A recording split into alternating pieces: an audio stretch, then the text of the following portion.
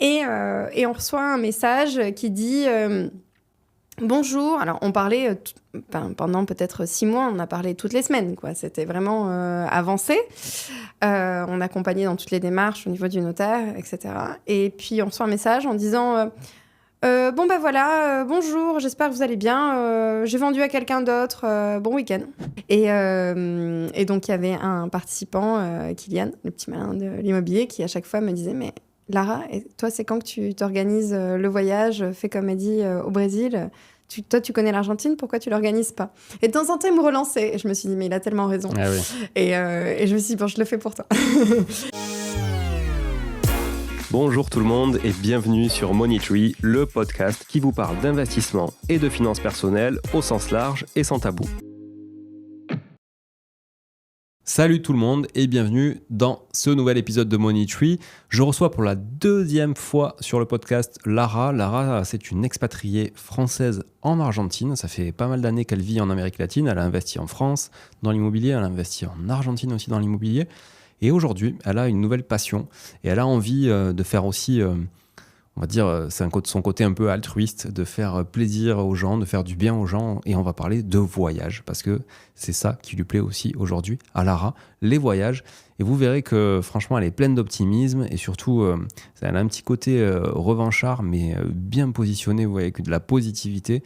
Et franchement, c'est quelqu'un qui est plein de vie et je vous invite vraiment à écouter l'épisode jusqu'au bout parce que c'est une chouette fille et j'étais très content de enregistrer ce 2e épisode avec elle et surtout de la rencontrer physiquement puisque elle est venue enregistrer à la Voûte Studio ici en plein cœur de Toulouse puisque Lara, cerise sur le gâteau, elle est de Toulouse, pure souche, père et mère, donc pour moi c'est déjà un gros point positif, et vous le savez, tellement je suis chauvin de cette ville rose que j'adore.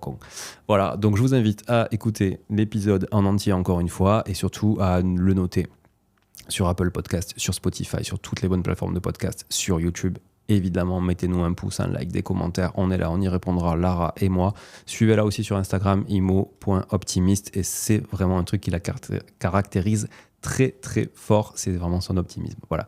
Bonne écoute, bon visionnage, à bientôt, ciao ciao. Salut Lara. Salut.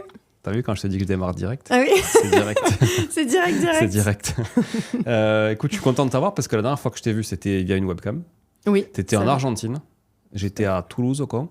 Oui. Et là, on est à Toulouse au con tous les deux. Et oui, voilà. Et oui, on est là.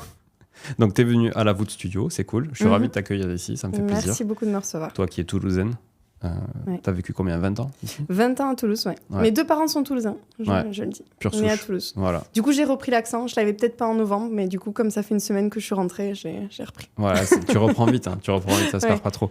Mais je me dis, tu vois, je pourrais même peut-être te recevoir sur mon podcast Le Gratin Toulousain qui peut-être un jour verra le jour. Ah ouais. Ça serait top. Je suis pas sûr. Mais le but de ce podcast, Le Gratin Toulousain, c'est justement de recevoir des Toulousains pure souche. Okay. Tu vois, ou des gens qui ont un amour avec la vie de Toulouse, tu vois, mais qui ne sont pas forcément toulousains à la base et qui sont venus, souvent pour les études d'ailleurs, qui sont restés. Et aussi, évidemment, des personnalités du monde toulousain. Ok, voilà, cool. Qui font un peu Toulouse ou qui ont fait, tu vois, la renommée de Toulouse à travers le monde. Voilà. Ok. C'est tout un chantier. Ouais, je fais briller Toulouse en Argentine. Mais oui, attends, à Buenos Aires, oui. Quand même. Non mais franchement, c'est bien. Donc tu vis là-bas. Tu as déjà venu sur le podcast, puisque quand je t'ai vu en vidéo, c'était pour enregistrer un épisode. Voilà, j'ai pas le numéro de l'épisode, mais on remettra le lien de l'épisode. 116. J'ai checké. Putain, balèze. Épisode 116, donc c'était il y a un petit moment. Et on va le remettre en description de l'épisode. Comme ça, les gens pourront réécouter. C'est toujours bien de réécouter le premier épisode. Déjà, ça nous fait des écoutes. Ouais. Donc, c'est cool. Ouais. Et en plus, surtout pour te connaître. Comme ça t'évite de te représenter encore longuement. On va te représenter juste vite fait. Et après, on va faire un petit bilan par rapport à justement ce que tu as fait depuis. Ouais, depuis 8 mois, je crois. Depuis 8 mois. 7 mois. Ouais. Donc, si tu peux juste te représenter rapido. Oui, Lara, j'avais 32 ans et 11 mois la dernière fois qu'on a enregistré, maintenant 33 ans et demi. Et voilà, moi je suis de Toulouse, investisseuse immobilier. Depuis 13 ans, je vis en Amérique latine. Donc j'étais en Argentine, au Chili, en Uruguay, pour faire simple, ces 13 dernières années. Et j'ai investi à Toulouse à distance. Voilà, via des sociétés de projets clés en main.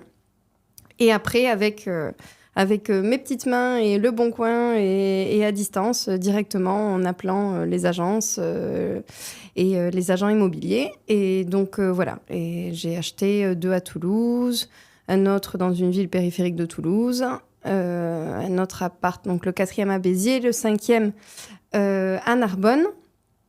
Et après, je me suis lancée à Buenos Aires aussi, donc grosse réno, location courte durée, etc.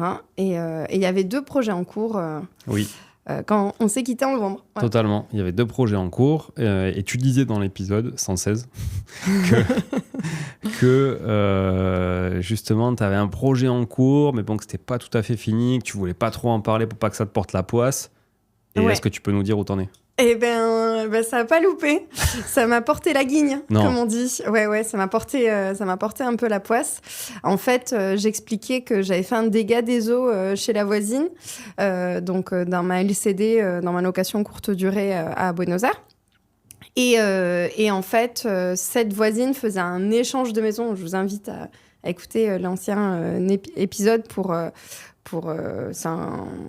expliquer le concept, disons. Et en fait, finalement, il y avait presque 8 mois de papier parce qu'il fallait que la nouvelle propriétaire soit légalement propriétaire vu qu'elle avait fait un échange de maison au préalable. Et donc, on n'avait encore rien versé. Quand tu dis échange de maison, c'est pas genre pour les vacances, quoi. C'est vraiment un échange de maison. Un échange de propriété, voilà, chez le notaire. Au lieu de donner de l'argent, eh ben, tu donnes en partie du paiement une propriété. On avait parlé de ça, je me rappelle, au premier épisode, effectivement, ce système de troc qui n'existe pas du tout en France, mais qui est totalement possible en Argentine. Ouais, exactement. Et donc, on attendait qu'elle soit vraiment propriétaire pour signer la semaine d'après, que la signature soit légalisée. Donc là, la signature venait d'être légalisée quand on a enregistré le podcast. Et on reçoit un message qui dit bonjour. Alors, on parlait pendant peut-être 6 mois, on a parlé toutes les semaines, quoi. C'était vraiment avancé. On accompagnait dans toutes les démarches au niveau du notaire, etc. Et puis, on reçoit un message en disant bon, ben voilà, bonjour, j'espère que vous allez bien. J'ai vendu à quelqu'un d'autre. Bon week-end. Ah ouais. Mais d'un coup, comme Génial. ça, alors qu'on s'était parlé quelques jours avant, quoi, et tout allait bien. Donc, voilà, on va dire que c'est une déception parce que c'était quand même un bon coup. Je sais que c'était vraiment très bas, le prix. Peut-être qu'elle en a parlé à quelqu'un d'autre et qui a dit « Ah ben moi, je t'offre 10 000 balles de plus. » Et puis, ça se fait avec une autre personne, c'est possible. Mais on aurait pu aussi en parler. Bon, je trouve ça dommage, un petit peu, ce manque de communication. Et quand j'ai voulu parler avec cette personne, elle m'a bloquée alors qu'on s'est toujours très bien entendu. Enfin, c'est un peu dommage. Ah ouais, c'est fou, les gens, comme ils peuvent réagir comme ça et se fermer. Ben, c'est un peu dommage de se fermer à la communication, en fait. Et c'est toujours un peu frustrant d'avoir perdu beaucoup de temps sur un projet, d'avoir fait les plans, d'avoir déjà anticipé des achats, des projections, plein de choses. Et du temps perdu, surtout.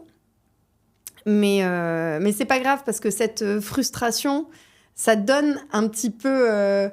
Quand t'es déçu, t'as une petite rage, enfin, pas une colère quand même, mais t'as une petite rage qui dit, bon, bah, il faut le transformer en énergie.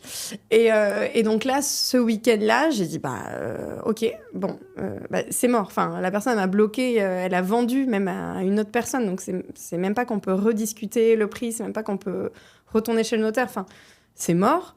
Bon, si c'est mort, voilà, point. Ça sert à rien de se lamenter, c'est mort. Et j'ai passé 7 heures à regarder les annonces d'un coup, voilà. Quand je suis focus. Et puis, je me suis dit, ok, j'envoie des messages. Les agents immobiliers en Argentine, enfin, je sais pas si ici, en France, il y a beaucoup d'horaires, mais si tu envoies un message à 22h, les gens, ils répondent à 22h, même le dimanche. Enfin, voilà, on est dans une autre... Ouais, ici, ça dépend. Ouais, ça dépend peut-être un peu. Ouais. Mais voilà, comme on a une vie, on va dire, plus tard, on mange à 21h, donc en fait, un message à 22h, c'est pas très grave, t'es pas au milieu de ta nuit, quoi. Personne n'est couché, hein, même les enfants. Donc en fait, voilà, donc j'ai envoyé plein de messages. Et j'ai trouvé des gens réactifs derrière. Et on m'a dit, qu'est-ce que tu cherches ? Donc j'ai exposé à chaque fois mes critères. Et tous les jours, je regardais.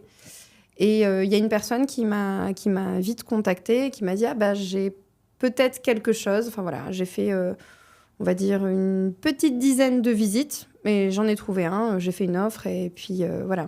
En Argentine, c'est signé rapidement.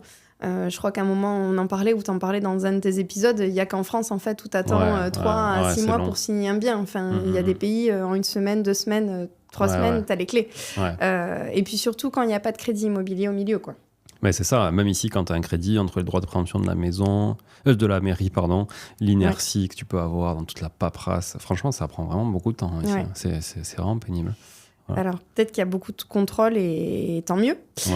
Mais il y a des trucs qui s'expliquent pas trop, mais bon, franchement, voilà. Après, des fois, ça peut aller très vite aussi, et des fois, les gens aussi se cachent derrière ça, du fait que oui, on a cette image en France, ça va pas vite, mais des fois, en soi, t'achètes un garage, ça peut aller très très vite, il n'y a même pas besoin de signer d'avant.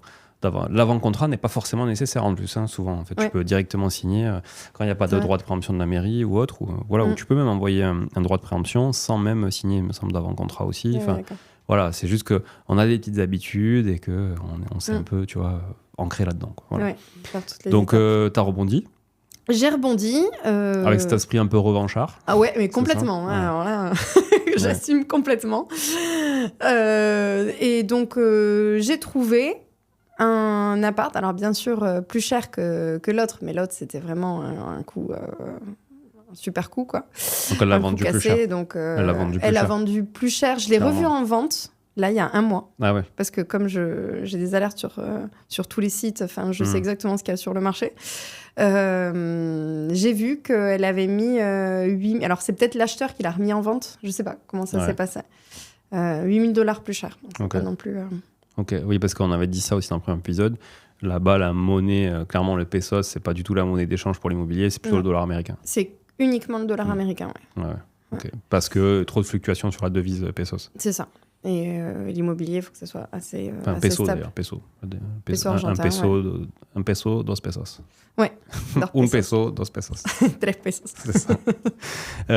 Ok, donc t'as acheté quoi, au final? Alors, j'ai acheté un studio qui était déjà assez bien. Ce qui était sympa, c'est qu'il y avait un petit balcon. Et si tu te penchais un peu sur le balcon, tu voyais l'obélisque, ce qui est l'équivalent, on va dire, du Capitole à Toulouse. Okay. Enfin voilà, le point de référence. Il n'y a pas d'équivalent au Capitole, arrête. C'est vrai. Je m'excuse, d'ailleurs. Alors des obélisques, il y en a plein. Bah ouais, c'est clair. C'est vrai. Et donc voilà. Donc j'ai pris... voilà, il n'y avait pas trop de travaux. C'était principalement... bon, finalement, il y a eu une petite... on va dire que l'électricité, c'était pas exactement ça. Donc, on fait l'électricité quand même. Voilà, niveau budget, j'avais à choisir entre changer la baie vitrée, faire l'électricité. Ben, j'ai choisi l'électricité. Je me dis, la baie vitrée, ça va, c'est au 7e étage. Donc, il n'y a pas trop de bruit. C'est en plein centre-ville, mais il n'y a pas trop de bruit non plus. Voilà, c'est quand même assez correctement isolé. Donc, j'ai fait un choix. Ça, c'est un bien que... C'est quoi les chiffres un peu de ce bien? Ouais, j'ai acheté... C'était publié à $48,000. J'ai fait une offre à 42 500. Et j'ai bien précisé à l'agent que j'avais aucun temps à perdre dans une négociation. 46, 45, 45, 300. Ça ne m'intéresse pas du tout. Donc, soit c'est oui, soit on cherche autre chose. Ouais. Donc, voilà. Je suis arrivée avec cette position radicale, un peu... c'est bien. Ouais, un peu prétentieuse, quoi, tu vois. Genre, je lui dis, bon, moi, c'est un appart de plus, donc des visites, j'en fais à l'appel, donc si c'est pas lui, c'est un autre. J'ai aucun attachement que ça soit lui. Oui.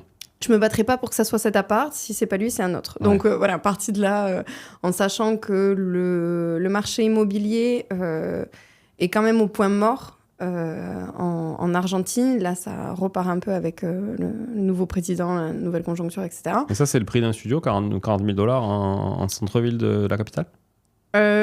Alors, maintenant, là, on est plutôt entre 50 et 60, déjà. Et après, ça dépend des quartiers. Okay. Même on peut considérer encore centre, et ça dépend vraiment des quartiers. Mais là, c'est quoi ces quartiers? C'est hyper centre, c'est centre, ça pourrait se... Ah, c'est hyper centre, ouais, parce qu'on est à 300 mètres je dis de l'obélisque, de la référence. Mais tu peux trouver moins cher alors, pour un studio, dans la ville? Après, dans c'est des des quartiers un peu plus... Non, qui craint vraiment. Ouais, ok. Non. Ok. Non. Mais en fait, le centre-ville n'est pas très cher. D'accord. C'est un quartier qui est pas cher parce qu'il y avait énormément de bureaux. Tout le monde venait travailler dans le centre-ville. Après, avec le Covid, les gens ils sont en télétravail, ils ont changé les bureaux, etc. Et donc, en fait, le centre-ville est un peu abandonné. Ouais. Tu vois ? Ouais. Mais les touristes, c'est parfait parce que tu te déplaces à tous les points d'intérêt. C'est le centre-ville ou c'est à partir du centre-ville que tu y vas. Donc, pour les touristes, c'est super. Pour les gens, ils veulent pas trop y habiter. Ils commencent à avoir une dynamique, une politique publique qui pousse les gens à acheter dans le centre-ville. Et donc là, ils commencent à donner même des crédits avec un taux préférentiel si tu achètes dans le centre-ville, si tu redynamises le centre-ville, si tu as des projets dans le centre-ville, tu peux négocier avec la banque, etc. Pour que tous les bureaux un peu abandonnés reviennent en habitation et que ça soit des gens qui vivent à l'année. Okay. Donc moi, je pense que c'est une bonne politique publique. C'est un peu comme Action Cœur de Ville, en fait, dans certaines villes... de France, où en fait il y a eu un gros centre commercial à un moment et il n'y a plus du tout de commerçants dans le centre-ville. C'est pas le cas de Toulouse, mais c'est le cas de villes aux alentours. Montauban par exemple, c'est le cas. Et donc voilà, il y a toute une politique pour redynamiser le centre-ville. Et donc moi j'y crois à fond. Et en plus pour les touristes c'est parfait. Donc, Et toutes ces négos, qui ne sont pas des négos du coup, puisque tu as fait une offre à prendre ou à laisser, tu fais tout en espagnol. Oui.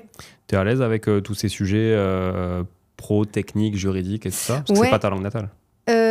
Ouais, mais en fait, moi j'ai étudié à la fac aussi en Argentine le droit. Ouais.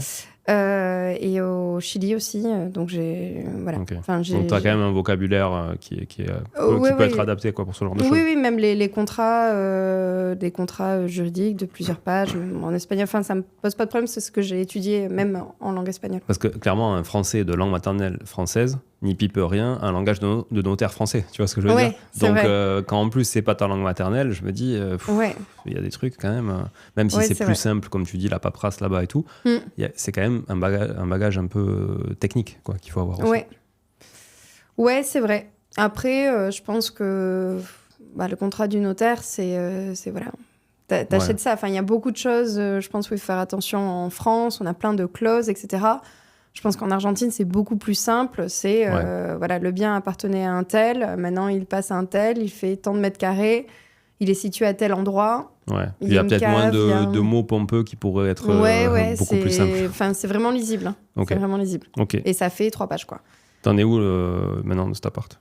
Alors, cet appart, j'ai donc fait les petits travaux d'amélioration. Bon, l'électricité, mais bon, une fois que tu fais l'électricité, il n'y a pas de placo là-bas, donc tu casses la briquette et le plâtre, et après tu rebouches, etc. Donc voilà. Donc même donc si la peinture tout enseigné là-bas. Tout passe enseigné. Tout passe enseigné. Okay. Tout le temps. Donc voilà, même si les peintures étaient bien, une fois que tu fais l'électricité, tu refais tes murs. Ouais. Donc voilà, il y a plein de petites choses qui sont ajoutées. J'ai quand même gardé la même problématique, la même thématique de la LCD qui a foiré. J'ai changé le nom parce que je me suis dit c'est un autre projet, un projet qui a avorté, mais un nouveau projet. Donc j'ai changé le nom et donc maintenant c'est La Vinoteca. Donc comme une cave, là où on vend du vin. Ça s'appelle comme ça, une cave à vin? Ouais. Vraiment? Ah ouais, ok.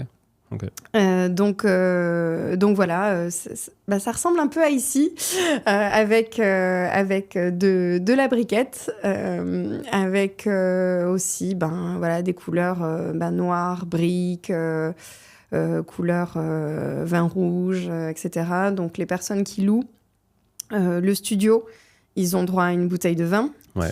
L'Argentine, grand producteur de vin, donc c'est pas cher, c'est facile et tous les touristes adorent le vin argentin, donc c'est une bonne chose. Avec plein de détails de décoration sur le vin, etc. Plein de petits clins d'œil et les gens aiment beaucoup. Donc ça, mais je l'ai lancé il y a 1 mois. Ok. Ça dit quoi le premier mois?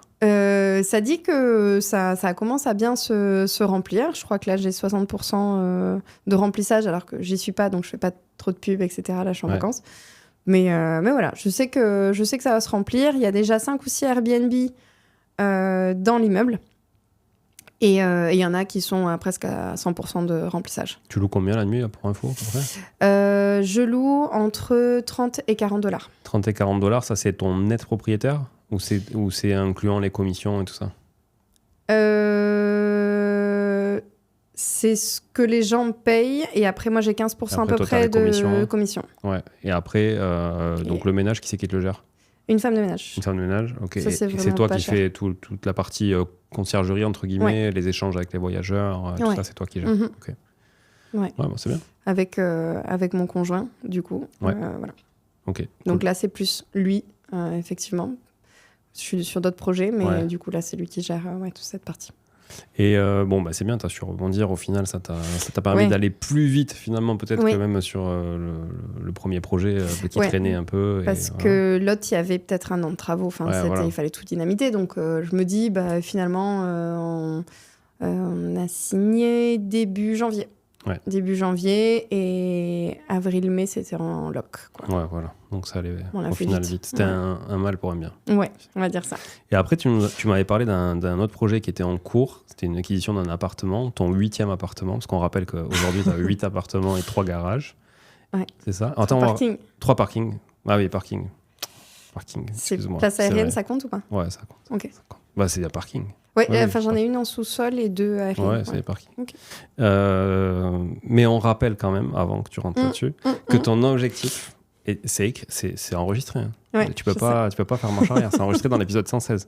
Ton objectif, comme tu es très chauvine, c'est le féminin de chauvin, chauvine, toulousaine, pure souche, tu l'as dit, tu voulais avoir 31 appartements. Appartement ou tu vas nous le jouer à l'eau ? Ah, tu nous le joues à l'eau, toi. T'es comme les formateurs. Ok, tu nous joues 31 lots. Hein. Ouais. Ok, bon. Ok, tu peux tricher avec du parking alors. 31 à quel horizon ? Alors, retraite à 40 ans, mais je sais pas si c'est les 31 avant les 40 ans. Ah, attends. Faudra qu'on réécoute ça parce qu'il me semble que oui. Hein.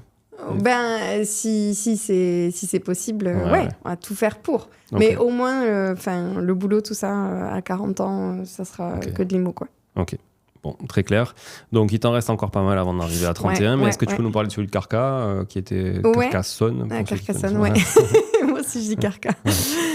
Carcassonne, alors, ville à 50 minutes de Toulouse. J'ai passé ce soir, d'ailleurs. Et...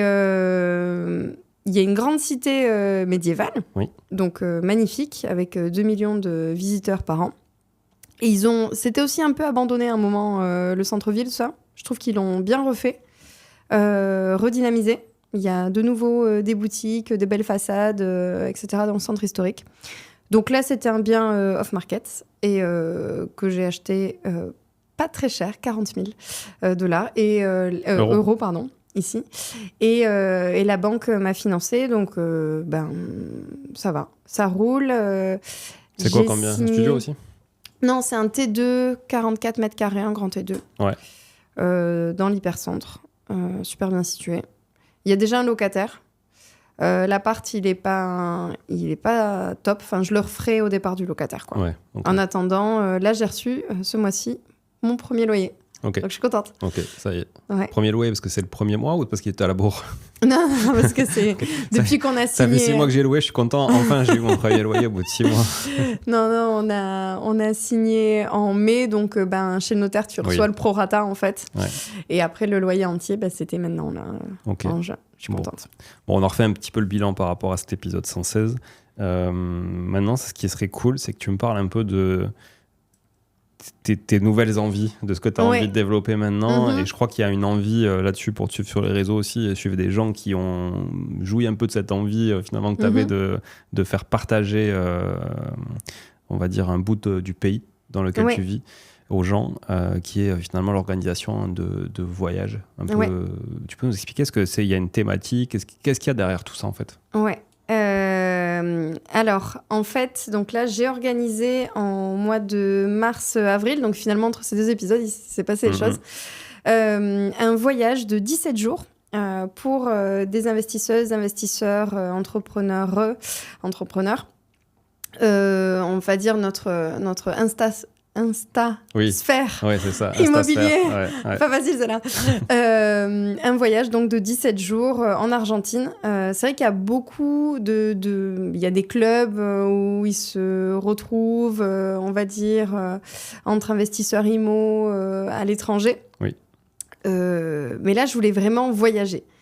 Et le fait aussi de ne pas être en Europe, je me suis dit, ramenons ces gens. Je connais par cœur. Ça fait 13 ans que j'y vis. Je connais. Et en plus, l'Argentine est un pays incroyable et un pays magnifique. Donc, c'était sûr que ça allait marcher, que ça allait plaire, en fait. Enfin, je connais personne qui m'a dit « les paysages moyens ». Enfin, faut vraiment... c'est juste pas possible, quoi. C'est des paysages à couper le souffle, quoi. C'est magnifique, c'est incroyable. Assez différent aussi de ce qu'on voit en Europe. C'est vrai que les distances sont grandes, mais aussi les étendues.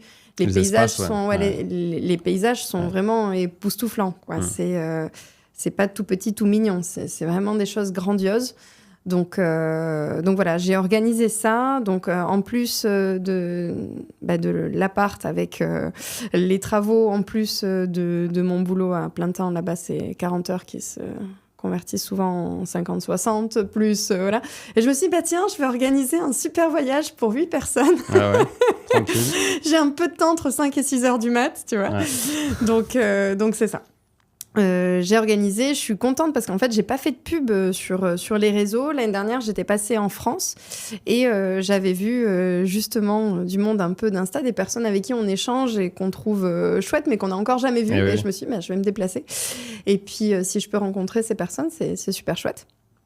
Donc, j'ai rencontré ces personnes, j'ai un peu parlé de ce projet. Ils m'ont dit, mais c'est génial. Et aussi, l'année dernière, j'étais au Brésil dans un voyage organisé par Eddy, que je salue. Et donc, il y avait un participant, Kylian, le petit malin de l'immobilier, qui à chaque fois me disait « Mais Lara, et toi, c'est quand que tu t'organises le voyage fait comme Eddy au Brésil ? Toi, tu connais l'Argentine, pourquoi tu l'organises pas ?» Et de temps en temps, il me relançait. Et je me suis dit « Mais il a tellement raison. » Et je me suis dit « Bon, je le fais pour toi. » Et puis après, quand... je suis allée voir d'autres personnes en France. Ils m'ont dit, allez, c'était un peu les prémices qu'on a dit. On l'organise, c'est bon, feu. Et le but, c'était vraiment d'avoir un moment d'échange. Déjà, c'était un peu un test, une édition test. Je me suis dit, est-ce que ça marchait? Est-ce que ça va bien se passer? Pour moi, je considérais d'avoir une grande responsabilité quand même, même si ce sont des adultes. Voilà, c'est pas aussi sécure, c'est pas aussi safe que l'Asie. Il y a quelques... précautions à prendre, voilà, je sais où il faut faire attention, où est-ce qu'il faut ranger le téléphone, où est-ce qu'il faut être plus tranquille, etc. Tout s'est très très bien passé, mais il y avait une grande responsabilité qui me stressait un peu, hein. C'est vrai que je dormais pas beaucoup, déjà pour organiser tout ça. Ensuite, l'organisation était un peu complexe parce que en Argentine, on est dans un moment où il y a 200% d'inflation par an. Alors, quand tu appelles quelqu'un et que tu demandes pour cette excursion combien ça vaut, pour dans 3 semaines, il n'a aucune idée. Et alors, pour dans 6 mois, il rigole, quoi. C'est juste impossible de réserver. Donc, pour fixer les prix aussi, c'était compliqué. Un vrai sujet, C'était vraiment complexe de pouvoir retomber, parce que moi, j'ai annoncé un prix, en fait, prix coûtant. Parce que c'était pas mon idée de me faire de la marge. En plus, c'était un peu l'édition test, etc. Je me lançais dans un truc. Donc, j'avais annoncé un prix et je commençais à voir que tout prenait 40%, 50%, même par rapport au dollar, en fait, du prix annoncé, ou en euros. Et voilà. J'ai réussi à retomber sur mes pattes, parce que aussi, je connais bien, je sais comment... un peu couper certains coûts, négocier, etc., pour retomber en fait à l'équilibre. Mais c'était jusqu'à 2 semaines avant. Parfois, je n'avais pas encore le prestataire à cause de l'inflation. En fait, il ne voulait pas s'engager sur un prix parce qu'il pouvait perdre de l'argent après. Donc voilà, c'était vraiment un super défi. Et en tout cas. Le concept, toi, à la base, alors peut-être qu'il a changé depuis, parce que tu imagines que tu l'as fait évoluer, tu t'es servi aussi de cette première expérience. Est-ce que le concept, c'est vraiment très axé business, investissement, ou c'est plutôt axé voyage avec des gens qui sont dans le monde du business, investissement? Deuxième option. Okay. C'est vraiment axé voyage, c'est découvrir, on se prend pas la tête, on parle pas de chiffres toute la journée. Si on veut en parler et aider une personne dans sa problématique parce qu'elle a un investissement et que les autres personnes sont compétentes parce qu'ils sont dans le même monde, tant mieux, on l'aide. On peut en parler au repas, on peut échanger, mais c'est vraiment informel. Ouais. C'est vraiment informel, il n'y a pas de PowerPoint dans une salle d'un hôtel, non, c'est au grand air, quoi. Okay, très clair. On va dans les excursions, voilà. Et puis finalement, il y a un lien qui se crée, il y a une amitié qui se crée, et voilà, et ça, c'est superbe. C'est un voyage entre personnes qui ont les mêmes intérêts et on va dire les mêmes aspirations un peu dans la vie ou dans la liberté financière, en l'occurrence, j'imagine, là, pour ceux qui sont venus, quelques-uns que j'ai identifiés. Ouais. Ok, cool. Ouais, exactement. Et c'est quoi alors la suite justement de tout ça? Ça m'a bien plu. Et donc, du coup, là, j'ai demandé, pour avoir un petit peu plus de temps dans mon boulot salarié, de passer à mi-temps. Donc, c'est un défi parce que il n'y a pas d'aide en Argentine qui compense. Je sais pas bien en France, les aides de la CAF. Je sais pas trop, mais là-dessus pour le coup, non. Non, pas pour. Non. Ok. En tout cas, en Argentine, il n'y a rien. Donc, en fait, je perds la moitié de mon salaire et puis voilà, c'est un peu un plongeon, un pas dans le vide, mais qui me permettrait justement de développer les voyages sur ça. J'ai créé aussi une boîte aux États-Unis, donc enregistrée dans le Wyoming. Alors ça, parce qu'on en parlait un peu avant l'épisode, parce que c'est vrai que tout c'est pareil, on vient de monter une boîte, mais en Floride. Ouais. Et je te demandais, mais pourquoi avoir monté une boîte aux États-Unis et pas en Argentine? Et donc, tu m'as répondu. Qu'en fait, il n'y a pas d'impôt pour les activités qui ne sont pas exercées dans l'État du Wyoming, physiquement. Donc, par exemple, si tu vends un accompagnement, un coaching, quelque chose en ligne, une prestation, elle n'est pas imposée. Alors, tu dois faire une déclaration fiscale, etc., tous les ans, qui a un petit coût. Les coûts des impôts, je crois que c'est $500 par an. C'est pour, on va dire, avoir ton entreprise à flot légal, etc. Mais c'est tout. En fait, que tu factures 500 €, que tu factures 1 million, c'est exactement pareil. Tu n'as pas d'impôt sur le chiffre d'affaires. Mais tu es déjà allé au Wyoming? Non, pas du tout. Il y a que des moutons et des vaches. Comment tu as fait pour créer la boîte? Tu as fait à distance? Elle est domiciliée où? Comment ça se passe? Ça m'intéresse à titre perso et du coup, ça intéressera sûrement des auditeurs. Alors, en fait, tu peux le faire tout à distance. Moi, je suis passée par une société argentine, parce qu'en fait, en Argentine, un peu tout le monde fait ça. Okay. Soit tu es au Delaware, soit tu es au Wyoming, quoi, en gros. Et certains en Floride, mais Floride, tu as un tout petit impôt, je crois que tu as 10%. T'as la taxe, Et Delaware et Wyoming, tu as 0%. En tout cas, pour ce type de prestation. Donc, j'avais une amie qui est européenne, mais aussi argentine, et qui a sa société aux États-Unis, et elle est passée par une boîte un peu clé en main qui accompagne les personnes à créer pour leur société, qui accompagne les personnes à créer leur société. Et donc, moi, j'ai payé cette société et ils me l'ont ouverte, voilà. Et c'est très terre à terre, mais est-ce que tu reçois du courrier? Alors, il y a une boîte aux lettres qui est, en fait, un peu toutes les entreprises sont domiciliées au même endroit, et après, eux, ils ramènent en Argentine, et ils t'indiquent quand il y a un courrier, et tu demandes si tu veux le ramener ou pas. D'accord. Okay. Et je crois que c'est $20 pour le ramener, quelque chose comme ça. Ok. Donc, par exemple, je sais pas, ta carte bleue de l'entreprise, voilà, tu peux te la faire livrer. D'accord.